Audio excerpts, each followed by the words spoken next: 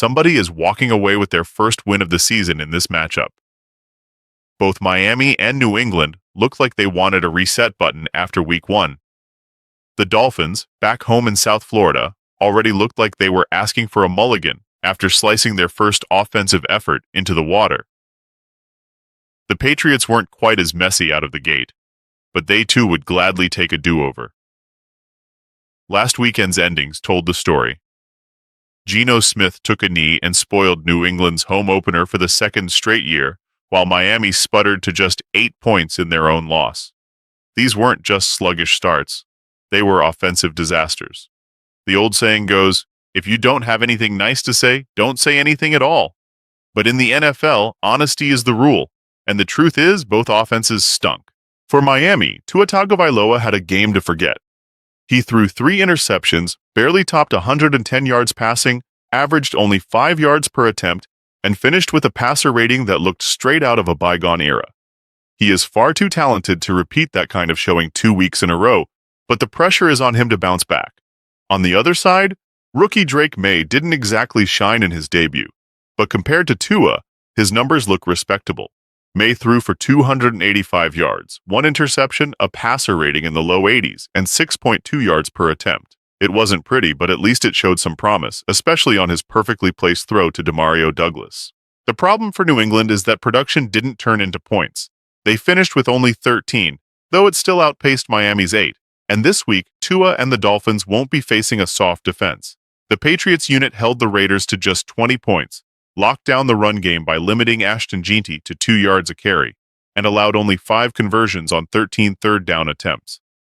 Stopping the run is their specialty, and while Miami doesn't feature a run-heavy attack, rookie running back Achane is explosive enough to flip the field in a single carry.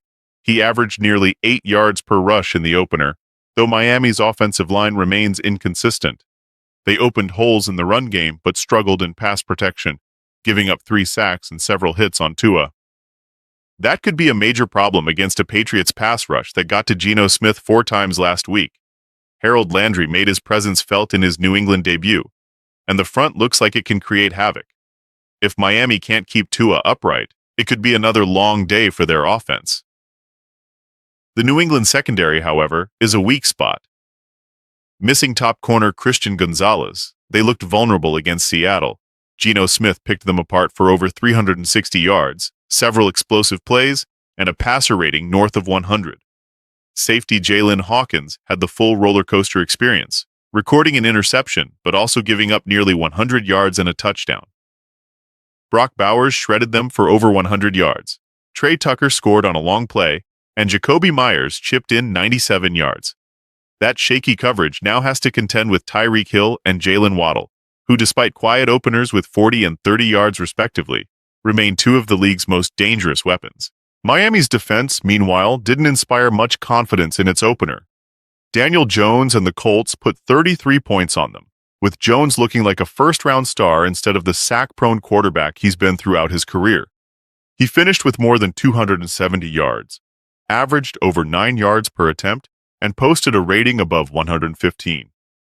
The Dolphins' pass rush hardly showed up, recording 1 sack and only 2 hits all game. That unit has to improve, especially against a New England line that let Maye get sacked 4 times. The Patriots do have a few bright spots in their passing game. Rookie Keyshawn Boot put up over 100 yards in his debut, Stefon Diggs added 55 in his first game with the team, and tight end Hunter Henry contributed 65 as a steady option over the middle. Against a Dolphins defense that just gave up 75 yards to tight end Tyler Warren and 80 to Michael Pittman Jr., those weapons could be key.